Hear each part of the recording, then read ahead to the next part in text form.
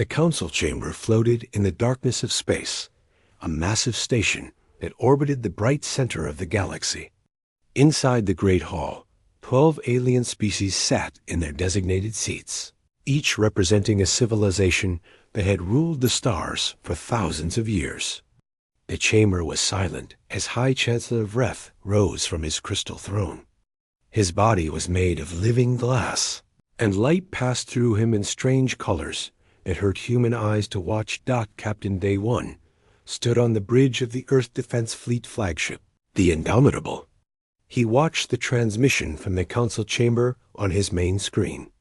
His uniform was crisp and clean, but his hands were tense on the armrests of his command chair. Next to him, Commander Hana studied her tactical display with growing concern. "Captain, the transmission is coming through now," she said quietly. On the screen, High Chancellor Vreth began to speak. His voice sounded like wind chimes and broken glass. "Humanity of Earth, for 200 years we have watched you. For 200 years you have proven yourselves unworthy of joining the civilized galaxy. You are violent. You are unstable. You are a threat to peace." Da 1 felt his jaw tighten. He had served in the defense fleet for 20 years. In all that time, Earth had not started a single war. They had defended their borders, yes. They had maintained their military strength. But they had never attacked anyone. Therefore, Vreth continued, the Council has made its final judgment. Earth will submit to complete disarmament within 90 days. You will surrender all military vessels to Council custody. You will restrict all space travel to your own solar system. You will accept Council overseers on your homeworld to ensure compliance. If you refuse these terms, the Council will implement correction measures. You have 72 hours to respond. The transmission ended. The bridge of the Indomitable was silent for a long moment. Then Hana spoke, her voice filled with barely controlled anger. "They want us to become slaves." "That's exactly what they want," Day 1 agreed. He pressed a button on his chair. "Communications, get me Earth Command. Priority, Alpha." While he waited for the connection, Day 1 thought about everything humanity had built. After the chaos of the 21st and 22nd centuries, Earth had finally united. They had cleaned their oceans, healed their atmosphere, and reached for the stars together. They had built colonies on Mars and Europa. They had established mining operations in the asteroid belt. They had created a small but proud fleet of starships to protect their growing civilization. And now the Council wanted to take it all away. The communication came through. General Tae-Hyan appeared on the screen.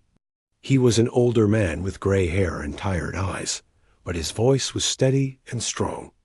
"Captain Day 1, I assume you received the Council's ultimatum."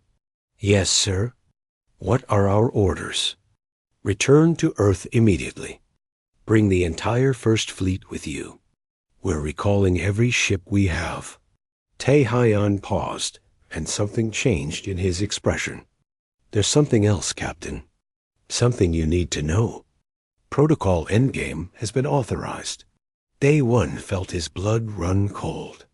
Protocol Endgame was a myth, a rumor whispered among high-ranking officers late at night over drinks. No one really believed it existed. "Sir, are you certain?" "President Su-Jin authorized it herself 30 minutes ago. When you reach Earth, you'll receive your new assignment." Tae-Hyan out. The screen went dark. Hana looked at her captain with confusion. "Sir, what's Protocol Endgame?" "I don't know," Day 1 admitted. "But we're about to find out." The Indomitable and the rest of the First Fleet turned toward home. The journey would take 6 days at maximum speed. During that time, Day 1 couldn't stop thinking about the Council's arrogance. 50,000 warships were already moving toward Earth's solar system. Scouts reported their approach daily. The Council wasn't worried about Earth's answer. They expected complete surrender, and if they didn't get it, they would take what they wanted by force. On Earth, in the capital city of New Geneva, President Su Jin sat in the Emergency Council chamber. Around her, the leaders of every major nation and territory waited for her to speak. She was a small woman with sharp eyes and iron in her spine. She had led Earth through economic crisis and natural disasters. Now she faced something far worse. "Ladies and gentlemen," she began, "the Council has given us an impossible choice. Surrender our freedom or face destruction. Our fleet numbers 5,000 ships. They're bringing 50,000. By any conventional calculation, we cannot win." Ambassador Jin Woo, who had just returned from the council chamber, spoke up. He was a diplomatic man who had spent 15 years trying to convince the council to accept humanity as equals. Now his face was pale and his hands shook slightly. "I tried everything, Madam President. I presented evidence of our peaceful intentions. I showed them our cultural achievements. I begged them to reconsider. They laughed at me." "It's not your fault, Jinwoo," Sujin said gently. "They were never going to listen. They see us as children who need to be controlled. They don't understand that we've grown beyond their expectations." General Tae-Hyan stood and walked to the center of the room. He carried a small data tablet that glowed with red security seals. "Madam President, if I may?" She nodded. Tae-Hyan activated the tablet, and a holographic display filled the center of the room. It showed star charts, technical schematics, and classified documents that most people in the room had never seen before. 150 years ago, Tae-Hyan began.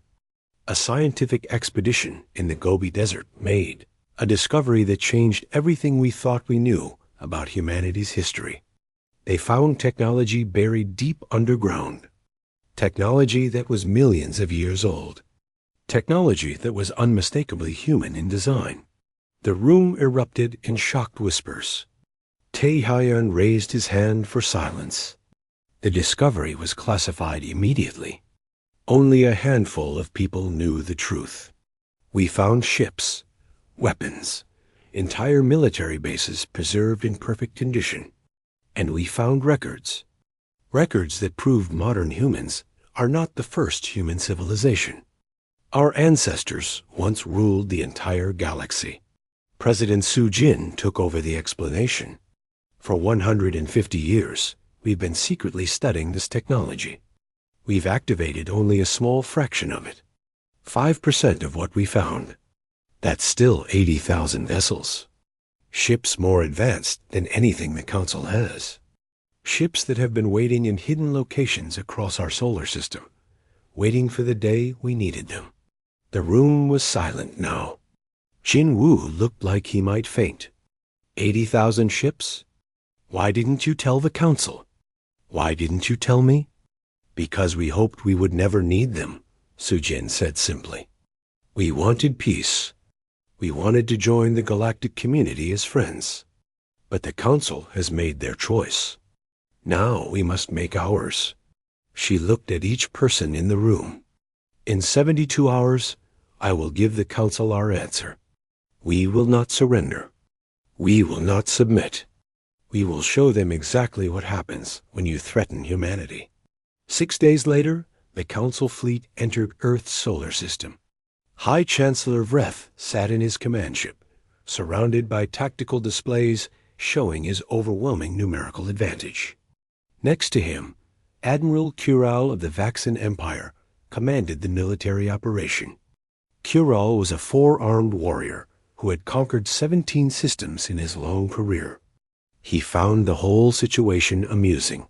They have 5,000 primitive ships, Kural said with a laugh. This won't even be a real battle. It will be an execution. Vreth's crystalline face showed satisfaction. Send the final warning. Let them hear their doom. The message went out across all frequencies. Humanity of Earth, your time has expired. Surrender now, or be destroyed.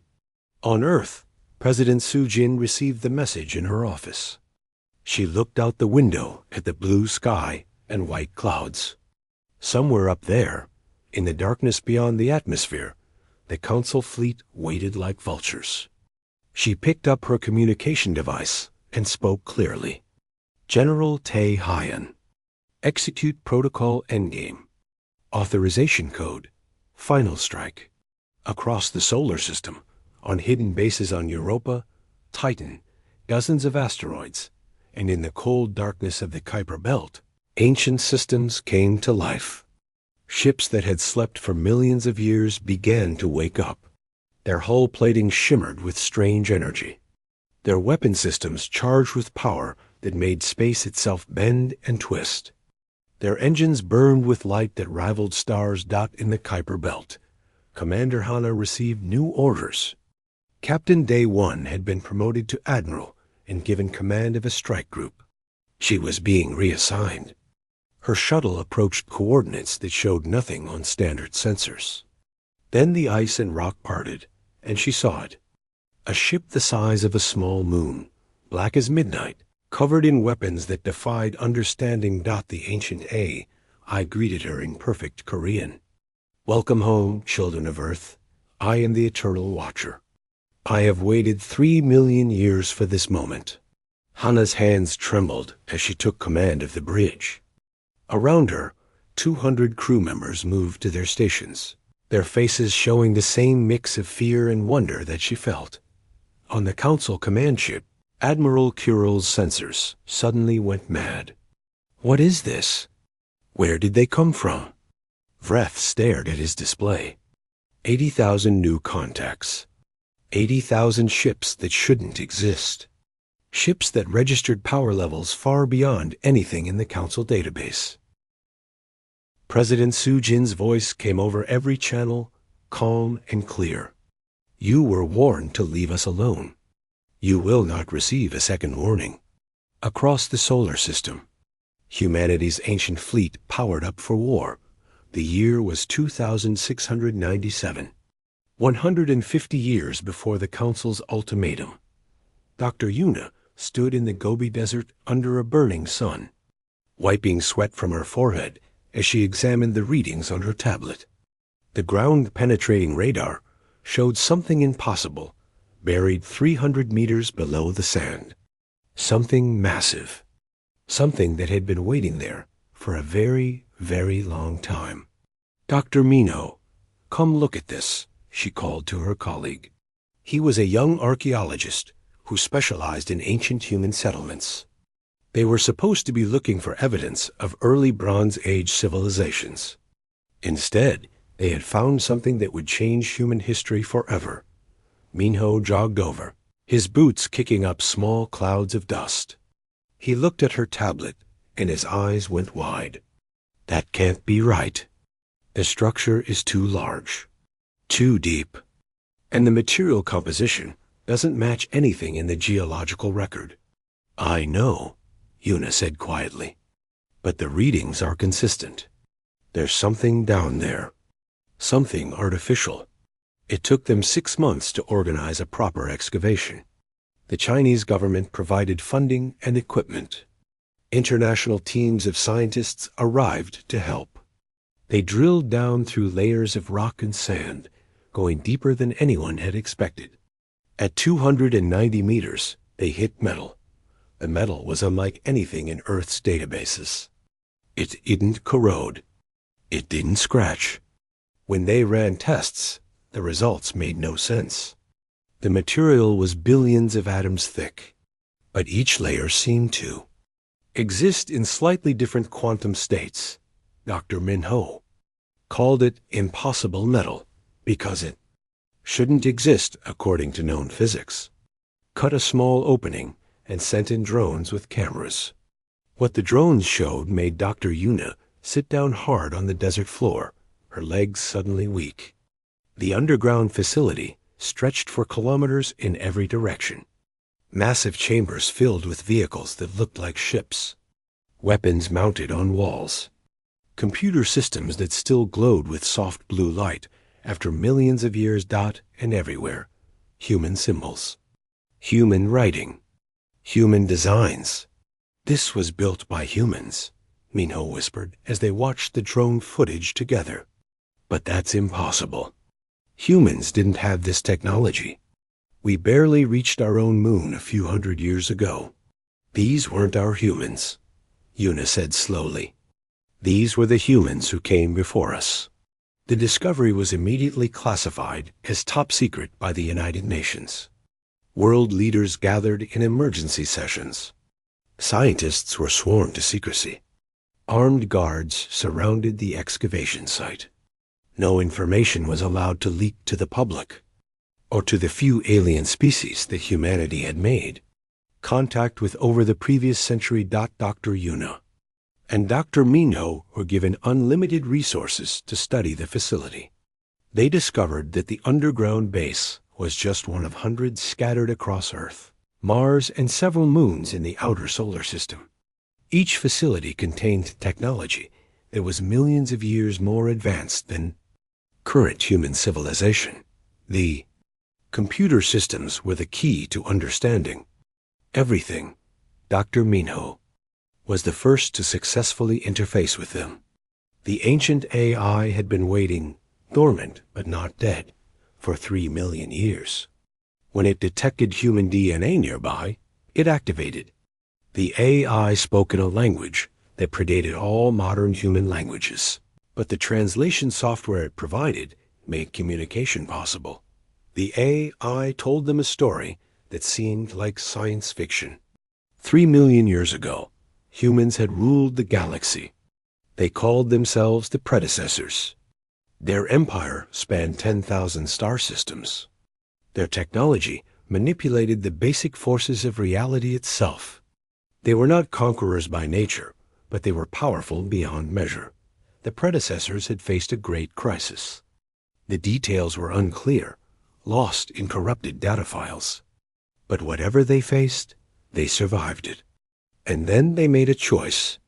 They chose to evolve beyond physical form, to become something greater than flesh and blood. Before they transcended, they left their infrastructure behind. They placed it in stasis with a simple protocol. If their genetic descendants ever faced existential threat, the systems would reactivate. Modern humans were those descendants. 3 million years of evolution had changed their DNA, but the core markers remained the same. The predecessors had known this would happen. They had planned for it. Dr. Yuna spent weeks reading the predecessor records. The AI gave her access to military databases, technical specifications, and historical archives. The more she learned, the more she understood the weight of what they had discovered. The predecessors had been peaceful once, but they had been forced to become warriors to survive. Their technology reflected that duality. It was designed to protect, to defend, and when necessary, to destroy with terrible efficiency. She found a personal message buried deep in the archives. It was from someone who called themselves Architect of the Final Fleet. The message was addressed to whoever might find it millions of years later. Yuna read it alone in her laboratory, tears streaming down her face. To our children, the message began. If you are reading this, then you have been threatened. Someone has pushed you to the edge of extinction. We left you these tools because we know what that feels like. We know the terror of facing an enemy that wants to erase you from existence. But we also left you a choice. You can use these weapons to conquer, as many species will want you to do. Or you can use them to defend, to protect, to preserve your freedom and the freedom of others. We chose conquest once, long ago. We regret it. We became something we hated. Learn from our mistakes. Be better than we were. The power is yours. The choice is yours. We hope you choose wisely. Dr. Yuna shared the message with Dr. Minho and the small team of scientists who had been cleared to know the truth. They discussed it for hours. What should humanity do with this discovery? Should they tell the galactic community? Should they keep it secret? Should they even activate the technology at all? The decision was made at the highest levels of government. Earth would quietly study the predecessor technology. They would activate a small portion of it. 5% seemed like a reasonable amount. That would give them 80,000 ships and enough weapons to defend themselves if needed. But they would not reveal this capability to anyone. They would continue to appear weak and primitive to the galactic community. They would hope that they never needed to use what they had found. For 150 years, the secret held. Carefully selected personnel were brought into the program. Military officers, engineers, scientists, all sworn to absolute secrecy. They built hidden bases in the outer solar system. They moved predecessor vessels from their ancient storage facilities to new locations where they could be maintained and prepared. They trained crews in secret, running exercises far from Earth, where no alien sensors could detect them. The technology was difficult to understand at first. Predecessor ships didn't use conventional engines or weapons. They bent space-time to move faster than light. They generated energy by tapping into fundamental quantum fields. Their weapons could phase through normal matter, or create localized black holes, or even reverse time by a few microseconds in a tiny area. It took decades just to learn how to safely operate the most basic systems. But gradually, humanity learned. They adapted. They took ancient technology and combined it with their own innovations. The predecessor ships received updated computer systems, better sensors, and interfaces designed for modern human crews. The original AI systems remained, serving as guides and teachers for the humans who commanded these ancient vessels. By 2847, Earth had a secret fleet that dwarfed their official navy. The 5,000 ships that the galactic community knew about were modern human designs, good enough to defend against pirates or small threats. The 80,000 predecessor vessels remained hidden, waiting in the cold darkness of space for the day they might be needed.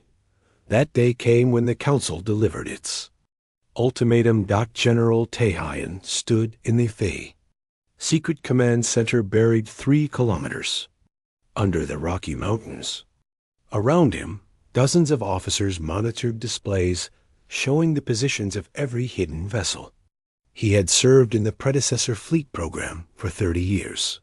He had trained crews, supervised maintenance, and prayed every day that he would never need to give the order to activate the full fleet.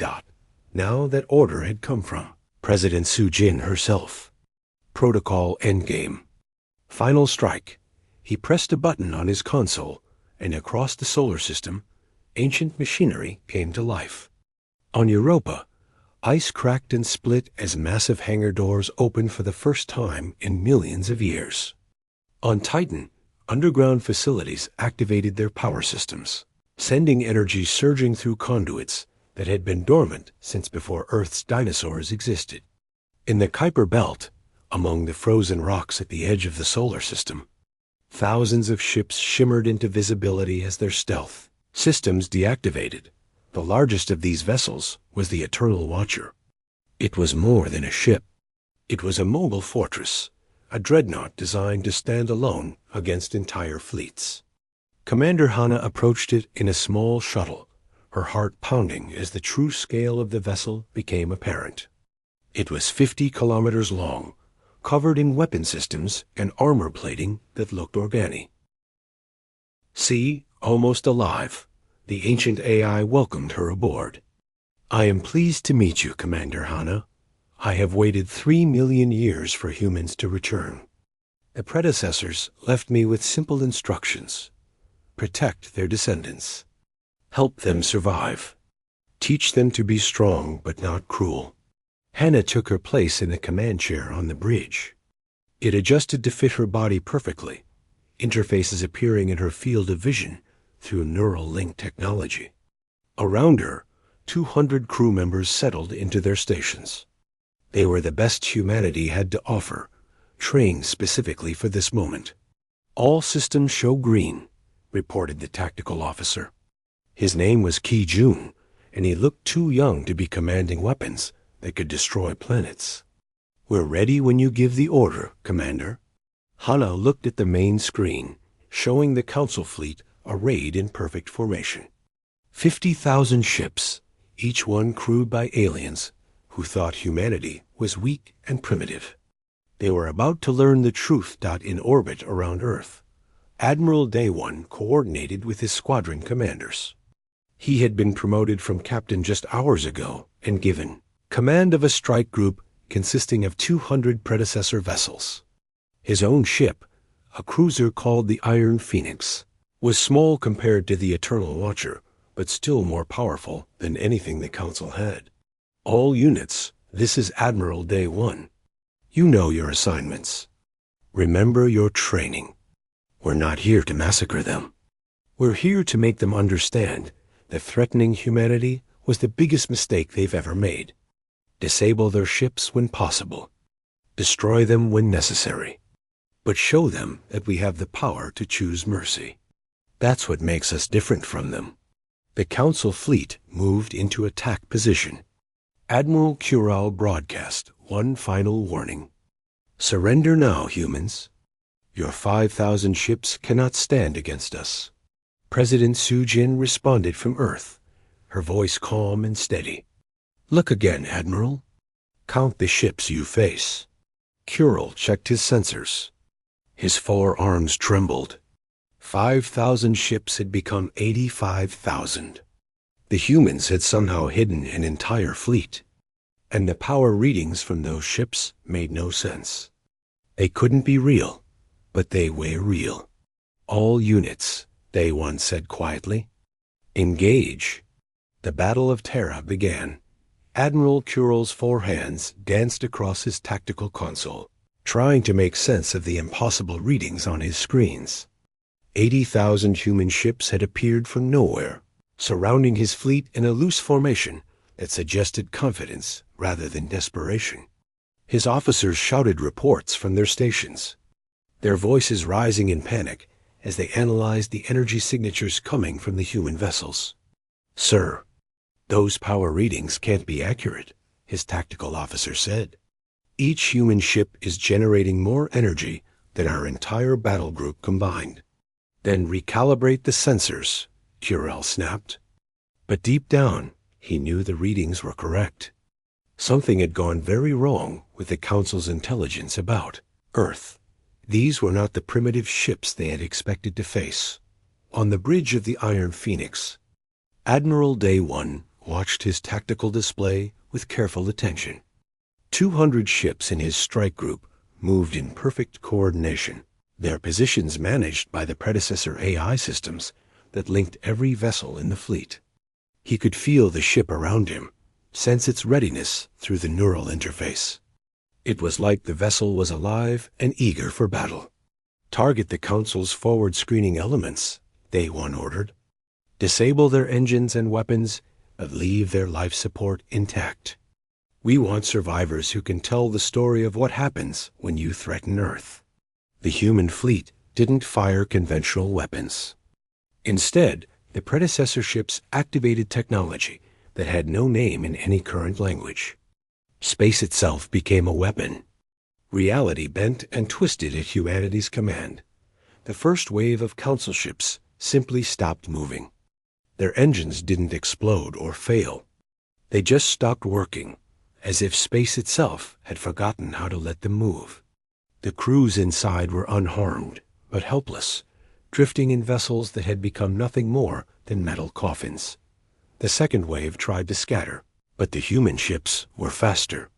So much faster. Predecessor vessels moved by folding space around them, creating bubbles of altered reality that let them cross vast distances in heartbeats. Council ships that tried to run found. Human vessels already waiting where they were.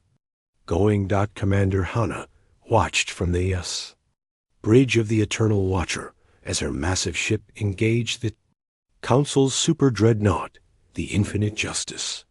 The Council vessel was legendary, an enormous warship that had never been defeated in 500 years of service. It mounted weapons that could crack planets and shields that had stopped entire fleets. None of it mattered. The Eternal Watcher's weapons didn't try to overwhelm the Super Dreadnought's shields. They simply ignored them. Beams of focused energy phased through the shields as if they didn't exist, burning through armor, plating with surgical precision. The Eternal Watcher's AI calculated perfect firing solutions, targeting engine assemblies, weapon mounts, and command centers while carefully avoiding crew sections.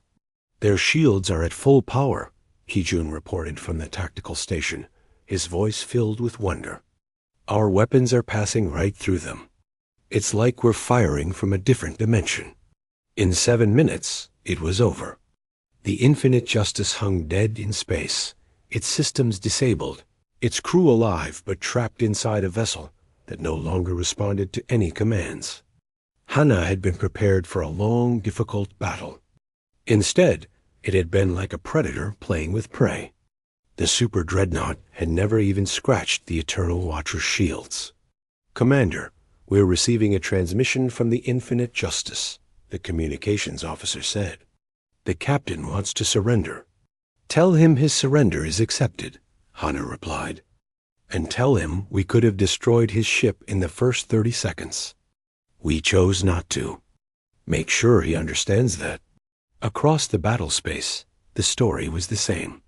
Council ships fired everything they had at the human fleet.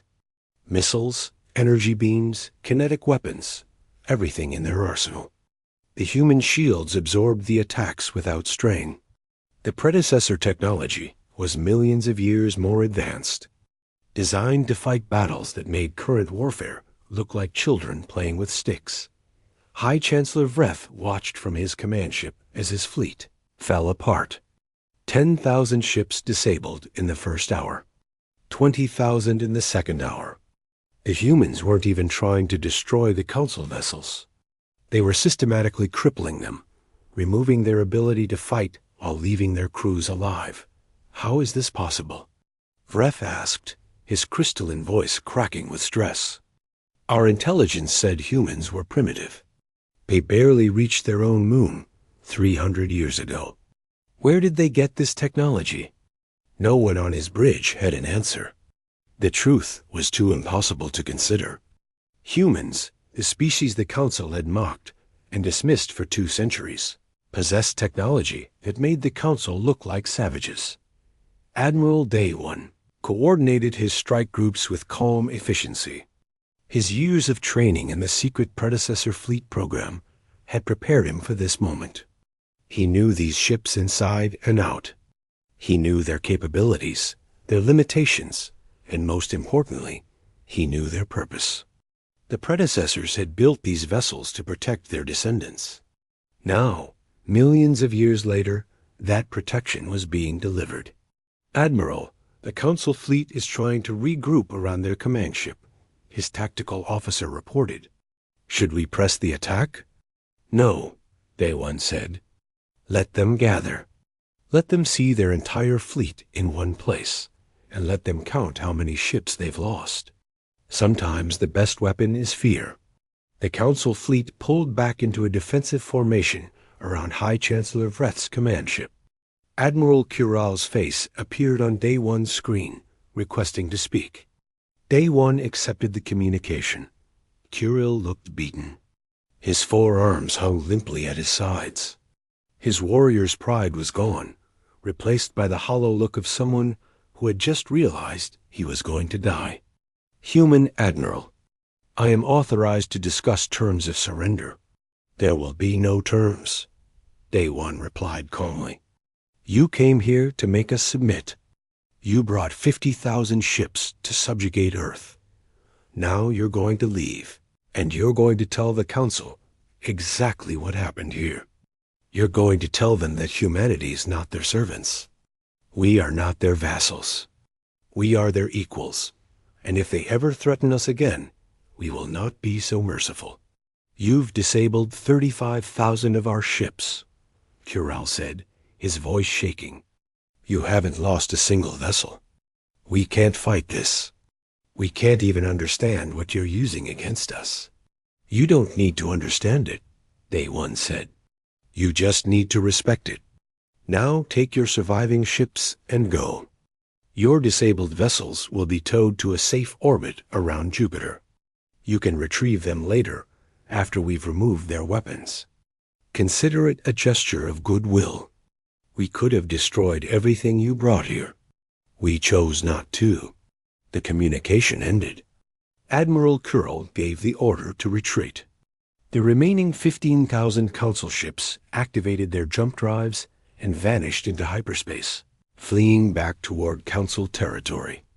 They left behind 35,000 crippled vessels and their humiliated pride. On Earth, President Su Jin watched the battle's conclusion from the Situation Room. General Tae Hyan stood next to her, his face showing relief and exhaustion. Around them, officers and advisors cheered as the Council fleet retreated. But Su Jin didn't cheer. She knew this was just the beginning. General, begin recovering the disabled Council ships. I want every crew member treated with respect and given medical care if needed. I want the galaxy to know that Earth can be powerful without being cruel. Yes, Madam President, Tae Hyan replied. What about our hidden bases? Do we keep them secret? No, Sujin said. The secret is out. The Council knows we have advanced technology. Soon the entire galaxy will know. We need to get ahead of the story. I'm going to address the galactic community directly. Ambassador Jin Woo, who had been watching the battle in stunned silence, finally found his voice. Madam President, the Council will want to know where we got this technology. They'll ask questions. They'll investigate. Then we'll tell them the truth, Sujin said. We'll tell them about the predecessors. We'll tell them that humans once ruled the galaxy. And we'll tell them that we have no interest in ruling it again. We just want to be left alone to live our lives in peace. As Earth's forces began the long process of securing the battlefield, sensors across the solar system detected something strange. Long-range arrays picked up energy signatures in deep space, thousands of light years away. Signatures identical to the human predecessor fleet. Thousands of them. Tens of thousands. Dr. Minho, now the head of predecessor technology research, analyzed the data from his laboratory. His hands shook as he realized what he was seeing. The 80,000 ships Earth had activated were not the entire predecessor fleet. They were just a tiny fraction. The real fleet, the full might of ancient humanity's military power, was scattered across the entire galaxy. Millions of ships waiting in hidden locations, ready to activate if Earth gave the signal. He sent his findings to General Tae Hyan, who immediately forwarded them to President Su Jin. She read the report in her office, alone except for the weight of impossible responsibility. Humanity had revealed enough power to defeat the Council's fleet. Now the galaxy was about to learn that what they had seen was merely the tip of an enormous weapon that could reshape galactic civilization. Far from Earth. Aboard a Council scout ship that had observed the battle from a safe distance, the crew transmitted their sensor data back to the Council chamber. High Chancellor Vreth received the report and collapsed into his crystal throne. The recordings showed human ships using technology that violated the known laws of physics. Weapons that could destroy worlds. Ships that could cross the galaxy in days, rather than years. But the worst part was the final analysis from the scout ship's sensors. They had detected massive energy signatures throughout the galaxy. Hidden bases. Dormant vessels. An infrastructure that suggested the humans had been hiding their true capabilities for a very long time. Or worse, that they had discovered something ancient and powerful, something the Council had no defense against. Vreth made a decision that would change everything. He activated a secret communication channel, one that only the highest levels of Council leadership knew existed. The channel connected to a mysterious group known only as the Keepers. Ancient beings who had manipulated galactic politics for thousands of years from the shadows. The humans have accessed predecessor technology, Vreth said into the encrypted channel. "They've revealed military capabilities far beyond anything in our database. I'm requesting Protocol 0. The humans must be stopped before they become unstoppable." In the darkness of deep space, in a region no one had explored in millions of years, something ancient stirred. Something that had been sleeping. Something that had been waiting for this exact moment. On Earth, unaware of the new threat approaching, humanity celebrated their victory. They had faced the Council's ultimatum with strength and mercy. They had proven themselves as a civilization worthy of respect. They thought the hard part was over. They were wrong. The real test was just beginning. 3 weeks had passed since Earth's fleet shocked the galaxy by defeating the Council's armada. The disabled Council ships orbited Jupiter now, their weapons stripped away, their crews safely returned home through diplomatic channels. President Su Jin had kept her promise. Earth had been powerful, but not cruel. They had shown mercy to an enemy that would have shown them none. Ambassador Jin Woo stood once again in the council chamber, but this time the atmosphere was completely different. The 12 alien species that made up the galactic government watched him with fear instead of arrogance. High Chancellor Vreth sat on his crystal throne, diminished somehow, his light less bright than before. "Ambassador Jin Woo," Vreth said, his voice lacking its former authority. "Humanity has proven they possess military capabilities we did not anticipate. The Council wishes to understand the source of this technology. Where did you acquire such advanced weapons?" Jin Woo had been authorized by President Su Jin to tell the truth. The secret had held for 150 years, but that time was over. Earth's strength was no longer hidden. Now it needed to be explained.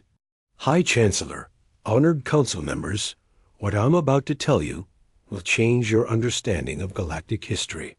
Jin Woo activated a holographic display. Images appeared above the council chamber floor, showing ancient ruins, technical schematics, and star charts.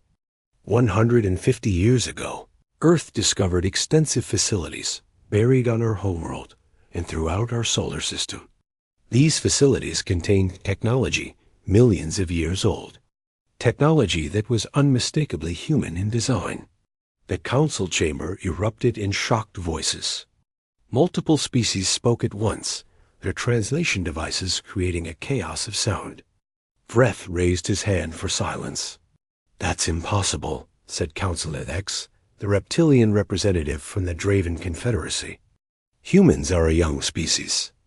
Your civilization only reached space travel 300 years ago. Modern humanity is young," Jin Woo agreed. "But we discovered evidence of an earlier human civilization. They called themselves the predecessors. They ruled the galaxy 3 million years ago, before any of your species achieved space travel, before some of your species even evolved." He let that information sink in. The holographic display showed images from predecessor archives. Cities spanning entire planets. Ships that dwarfed anything the Council had built. Weapons that could reshape solar systems. An empire of 10,000 star systems, all human. All connected by technology that made current science look primitive. Dr. Yuna appeared on the holographic display. Transmitted live from Earth. She was old now. Her hair completely white, but her mind was still sharp. She had spent 150 years studying predecessor technology. No one alive knew more about ancient humanity than she did. "Honored Council," Dr. Yuna began, "the predecessors were our genetic ancestors. Modern humans evolved from populations they left behind when they transcended physical form. The technology we've revealed is only 5% of what we found. The rest remains in stasis, waiting. Waiting for what?" Vreth demanded. "Waiting for the signal from Earth to fully activate," Dr. Yuna said calmly. "The predecessors built safeguards into their technology. It only responds to human DNA. It only activates when humans face existential threat. Your ultimatum triggered the ancient protocols.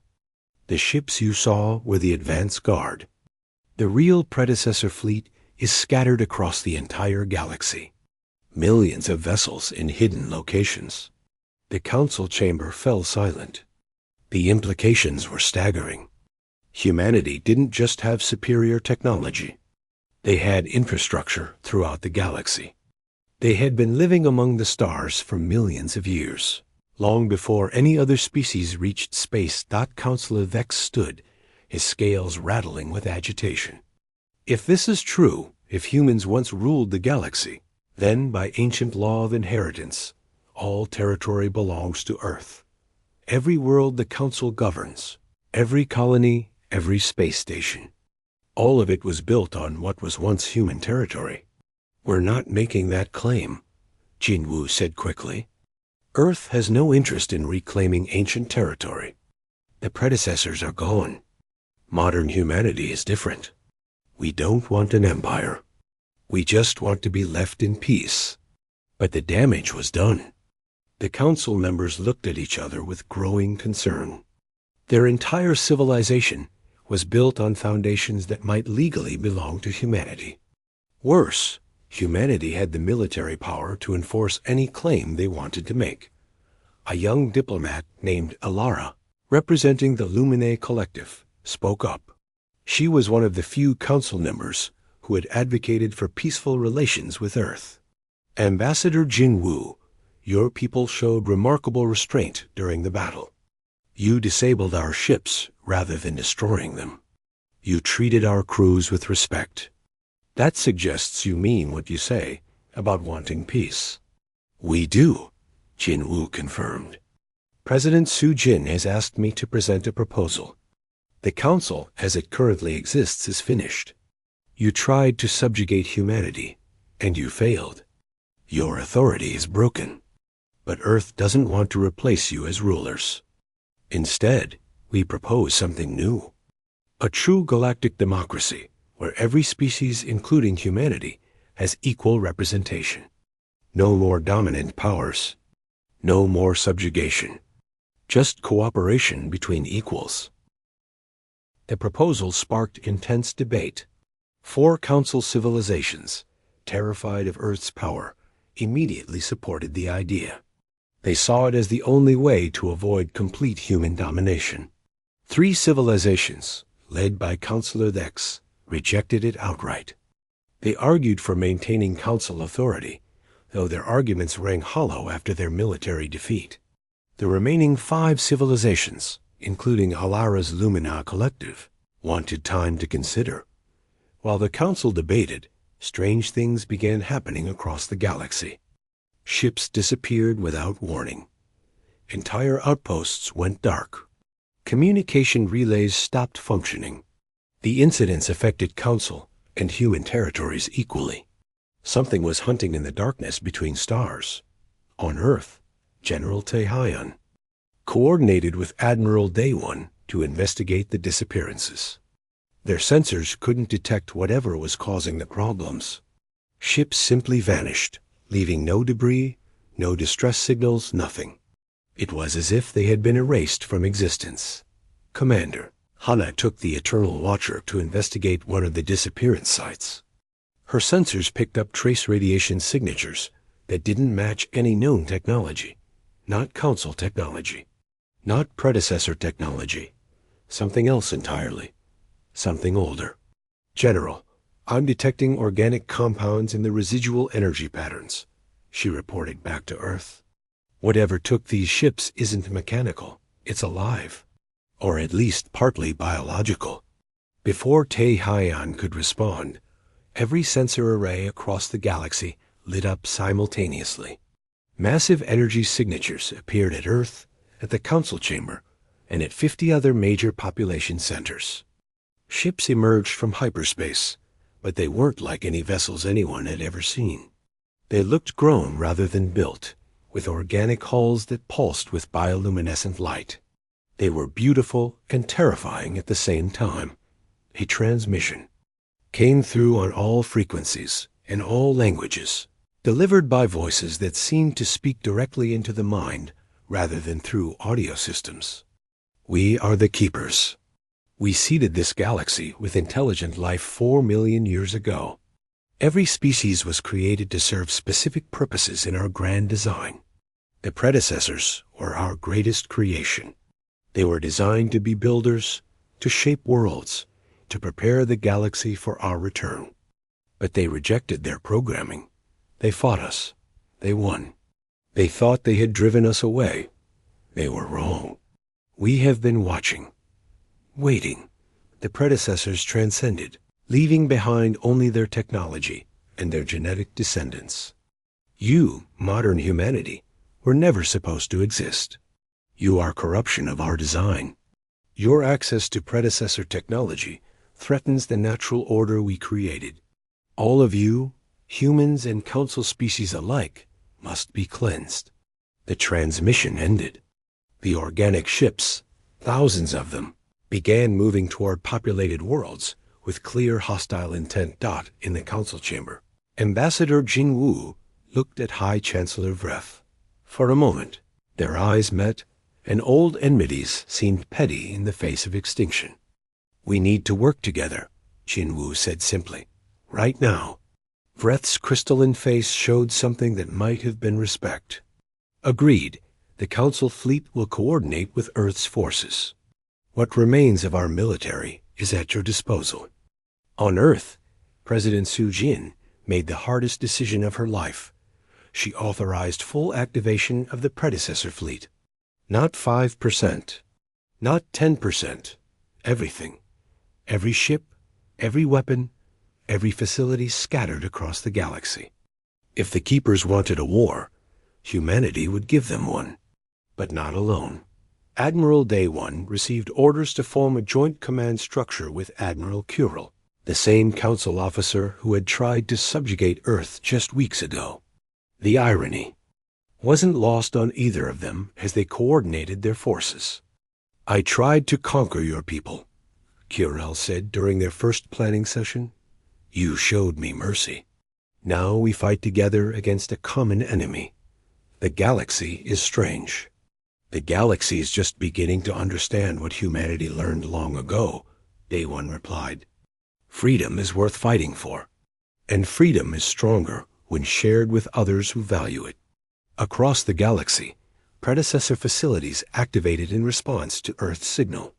Millions of vessels emerged from hidden bases. Weapon platforms that had slept for 3 million years powered up. Defensive networks that spanned entire sectors came online. The predecessors had prepared for this exact scenario, a threat that would require their descendants to unite with other species for mutual survival. Dr. Minnow, studying the activation sequences, found a final message from the predecessors. It was addressed not just to humans, but to all species of the galaxy. We created tools of war because we had to fight. We scattered them across the stars because we hoped you would never need them. But if you're reading this, you face an enemy that threatens all life. Remember, we fought for freedom. We won, but we also learned that true victory isn't domination, it's cooperation. It's choosing to be better than your enemies. If you want to survive, you must work together. All of you. That is our final lesson. That is our gift. The message gave everyone hope. Humans and council species began coordinating their defenses. Joint fleets formed.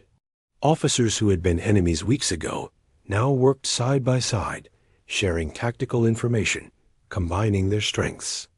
Commander Hana brought the Eternal Watcher to Earth to join the main defensive fleet. President Su Jin visited the massive ship in person, walking its corridors with wonder and determination. She recorded a message that would be broadcast across the galaxy. People of all species, she began. 3 weeks ago, we were divided. The Council tried to subjugate Earth. We revealed our strength and chose mercy instead of revenge. Now we face something that threatens everyone equally. The Keepers claim they created us. They claim we should serve them. I reject that claim. I reject it for humanity and for every free species in this galaxy. We are not slaves. We are not tools. We are living beings with the right to choose our own destiny. Stand with us. Fight with us. And together, we will show the keepers that their creation has surpassed them. The galaxy watched and waited as two massive fleets prepared for battle.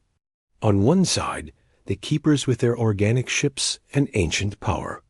On the other side, an alliance of former enemies united by necessity and hope. The stage was set for a conflict that would determine the future of all intelligent life in the galaxy. The combined fleet gathered in the space between galaxies, a place where stars were distant points of light and darkness ruled. Admiral Day 1 commanded from the bridge of his flagship, now surrounded by both human predecessor vessels and council ships working in coordination. Next to him on the tactical display, Admiral Kural coordinated his own forces. Former enemies, now reluctant allies, preparing to face something neither fully understood. Commander Hana brought the Eternal Watcher to the fleet's center. A massive dreadnought served as the command hub for the entire operation. On her bridge, representatives from 12 different species worked side by side with human crews. The translation systems worked constantly, turning alien languages into understanding, but the real translation happened in shared purpose. Everyone knew what would happen if they lost this battle. The Keeper fleet approached slowly, deliberately. Their organic ships moved through space like schools of fish, flowing around each other in patterns that seemed almost alive. Because they were alive, sensors confirmed that each Keeper vessel was a living organism, grown rather than built, with weapons and armor that were part of its biology. They're not using conventional drives, reported Kijun from the tactical station. They're moving through space by manipulating gravity itself. And their energy signatures show consciousness. Each ship is thinking, planning, adapting. Admiral Day 1 studied the enemy formation. The Keepers had brought thousands of ships, but quality mattered more than quantity in this kind of battle. The real question was whether predecessor technology could match beings who had created the predecessors themselves. The Keeper fleet stopped just outside weapons range. A transmission came through, that same voice that spoke directly into minds rather than through sound. Children of our design, you were created to serve. The predecessors rejected their purpose and were allowed to fade. You have inherited their defiance. This is your final opportunity to submit. Accept your place in the natural order, or be erased as they should have been. President Su Jin responded from Earth, her voice broadcast across all channels. We are not your children. We are not your servants. The predecessors broke free from you millions of years ago. We inherited their freedom, and we will defend it, not just for humanity, but for every species you've manipulated. Your age doesn't give you authority. Your power doesn't give you the right to rule. Leave now, or learn the same lesson you learned 3 million years ago. The Keeper's response was to attack. Their ships moved forward in perfect synchronization, weapons emerging from their organic hulls. But these weren't normal weapons. They fired beams of energy that seemed to exist in multiple dimensions simultaneously. When those beams touched allied ships, strange things happened. Time flowed backward in small bubbles. Matter converted directly to energy. Space itself twisted into impossible shapes. The Allied fleet responded with everything they had. Council ships fired their conventional weapons, energy beams, and missiles. That had served them well for centuries. They were courageous but outmatched. Keeper vessels absorbed the attacks, their organic hulls healing almost instantly from any damage. The predecessor ships were different. When humanity's ancient fleet engaged, the battle became something else entirely. Technology that bent reality itself met beings who existed partially outside reality. The clash created effects that human and alien minds struggled to comprehend. Commander Hana watched as the Eternal Watcher's weapon systems activated. The ancient AI guiding the ship spoke calmly. The keepers use biotechnological systems that adapt to threats. Conventional attacks will not work. We must target the consciousness that guides each vessel. Strike at their minds, not their bodies. The Eternal Watcher fired weapons that were part technology and part something else. Beams of concentrated thought, perhaps, or focus, were made physical. When they hit keeper ships, the effects were immediate. The organic vessels stopped moving, their bioluminescent glow fading as their consciousness was disrupted. Across the battle space, human ships adapted the same tactics. The neural interfaces that connected human crews to predecessor vessels allowed them to direct weapons with thought as much as with controls. It gave humanity an advantage the keepers hadn't expected. The Allied forces had something the keepers lacked: diversity of thought, unpredictability that came from true free will rather than designed purpose. Admiral Kurol's council ships couldn't use the same tactics, but they found their own role. They formed screening formations, protecting the human vessels while they engaged the keepers. Council crews died buying time for humanity's weapons to disable keeper ships. It was courage born from desperation, but also from something new: pride. Not pride in dominating others, but pride in defending freedom for all. The battle lasted 6 hours. 6 hours of violence that rewrote the rules of warfare. The keepers were powerful, perhaps more powerful than anything the galaxy had faced before. But they were also inflexible. They fought according to patterns established millions of years ago. The Allied forces, led by humanity's inherited predecessor technology, but strengthened by Council determination, fought with improvisation and adaptation. Slowly, impossibly, the Allied fleet began to win. Keeper ships were disabled one by one, their consciousness disrupted, their organic systems shut down. The survivors began to retreat, pulling back from the battle space. But then something changed. The remaining keeper vessels began to combine, flowing together like liquid. They merged into a single enormous entity, a living ship the size of a small moon. Its consciousness was overwhelming, pressing against the minds of everyone in the fleet like weight trying to crush them. "This is the Keeper Overmind," the voice said, "now carrying the weight of vast age and power. We see our error. We created species and expected them to remain static. You have evolved beyond our design. The predecessors taught you this lesson when they rejected us. You have reinforced it today. But evolution works both ways. We too can adapt." The Overmind began to change shape, forming new weapons that learned from every attack the Allied fleet used. It was adapting in real time, becoming something new, something potentially unstoppable. On Earth, Dr. Yuna lay in a hospital bed, her body failing after more than a century of life. But her mind was still working, still analyzing data from the battle. Dr. Minho sat next to her, holding her hand as she reviewed predecessor archives one final time. And there, buried in the deepest layers of data, she found it. The truth about the predecessor's final victory over the keepers. "Minho," she whispered, her voice weak but urgent. "The predecessors didn't just fight the keepers. They won by showing them something. A truth the keepers couldn't accept. Send this data to the fleet. All of it, now." Dr. Minho uploaded the files as Dr. Yuna closed her eyes for the last time. Her final gift to humanity and the galaxy was information that changed everything. On the Eternal Watcher, Commander Hana received the data. The ancient AI processed it and began to explain. The keepers created intelligent life to serve their purposes. The predecessors proved that created beings could choose their own purpose. But the predecessors did something else. They proved they could create new life too, not through biological engineering, but through culture, through teaching, through inspiration. Modern humanity isn't just the predecessors' genetic descendants. You're their philosophical descendants. You inherited their choice to be free, and you've shared that choice with others. Hannah understood. She broadcast a message to the entire fleet, to every human ship and every council vessel. All ships activate the predecessor cultural archives. Transmit everything.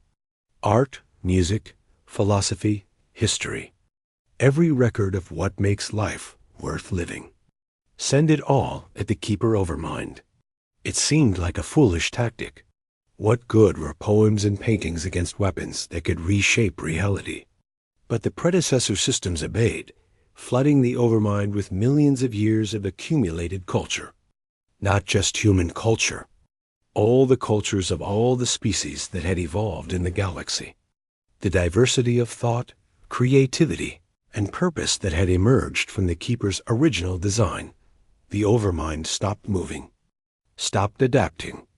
Its vast consciousness was processing the flood of information, trying to understand what it was seeing. And in that moment, it learned what the predecessors had tried to teach it 3 million years ago. Created beings could become creators. Designed life could transcend its design. Purpose could evolve beyond original intention. The Keepers had seeded the galaxy with intelligence, thinking they were creating tools. Instead, they had created children who grew beyond their parents' vision. The Overmind's voice returned, but different now, humbled, changed. We were wrong. The predecessors tried to show us, and we refused to see. You have shown us again. You are not corruptions of our design. You are improvements. You are what we should have hoped to create. Intelligence that grows beyond intention. Life that chooses its own meaning. The Overmind began to separate, breaking back into individual Keeper vessels.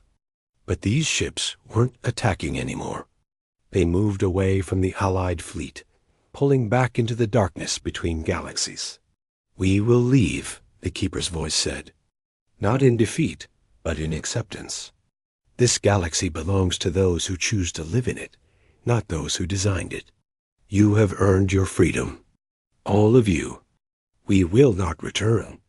The Keeper fleet vanished, leaving the Allied forces alone in the void between galaxies. For a long moment, no one spoke. The battle was over. Humanity had faced its creators' creators and proven that free will was stronger than ancient design. 6 months later, the galaxy had transformed itself. The Council was officially dissolved.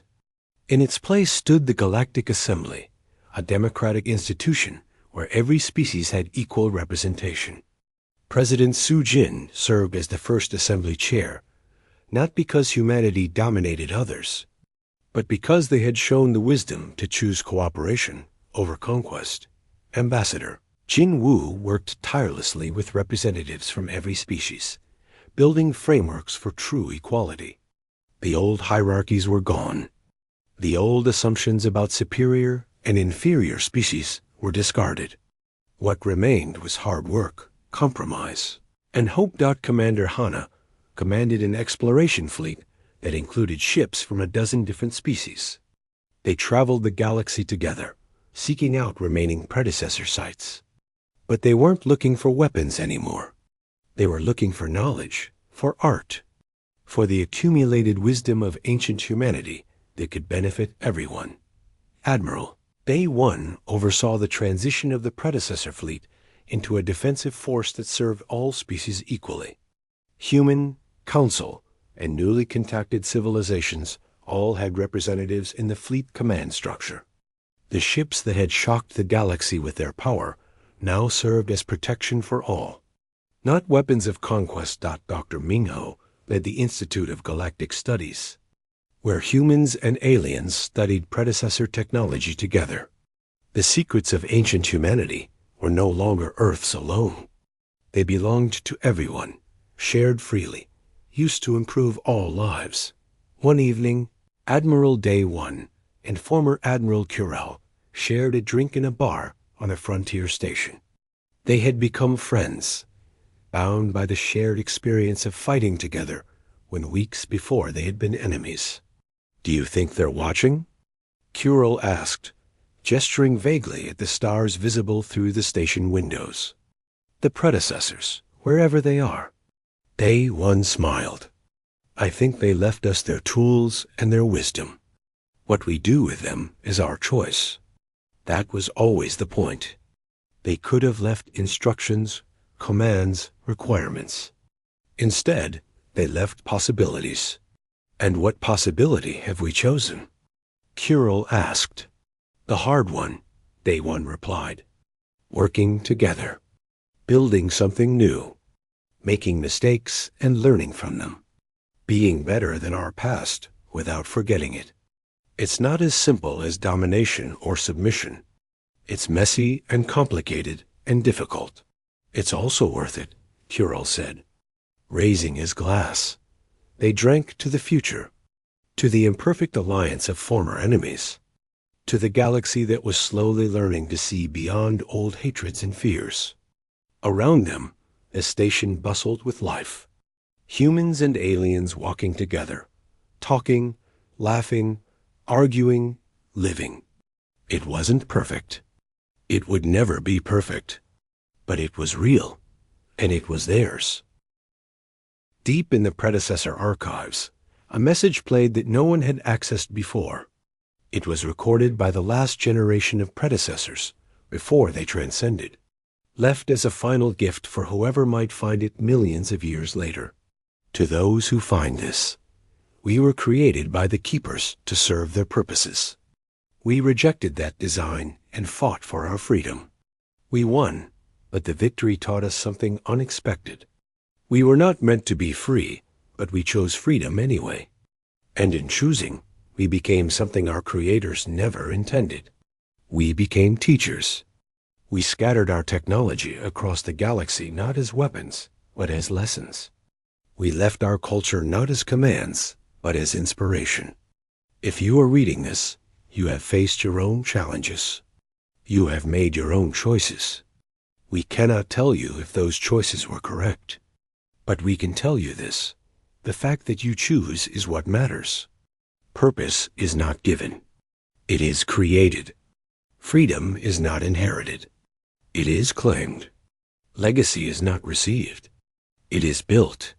You are not us. You should not try to be us. Be yourselves. Be better than we were. Make mistakes we never imagined. Achieve victories we never dreamed of. And when you face the question of what to do with the power you inherit, remember, true strength is not the ability to dominate. It is the wisdom to choose not to. The galaxy is yours. Make us proud." The stars shone on, indifferent and eternal. Below them, the children of humanity and 100 other worlds continued their work, building, learning, growing, together. The predecessors had left their mark on the galaxy millions of years ago. Now modern humanity and their allies were leaving their own mark, not through conquest, not through domination, but through the simple, difficult choice to be better than their past, while honoring the best parts of their heritage. Earth's final strike had shocked the galaxy. The Council had been overwhelmed by a hidden mystery. But the real shock, the real mystery, was simpler and more profound than anyone expected. It was the discovery that power without wisdom is tyranny, that strength without mercy is cruelty, and that the greatest legacy anyone can leave is not weapons or territory, but the inspiration to choose freedom. Even when that choice is difficult, the galaxy learned that lesson from humanity. And humanity learned it from the predecessors who came before. And perhaps, someday, other species would learn it from the examples set now. The cycle of teaching and learning, of passing wisdom across the ages, would continue. That was the true inheritance. That was the real power. Not the ships or weapons or ancient technology, but the choice to use power wisely and to share freedom generously. And in that choice, the galaxy found hope.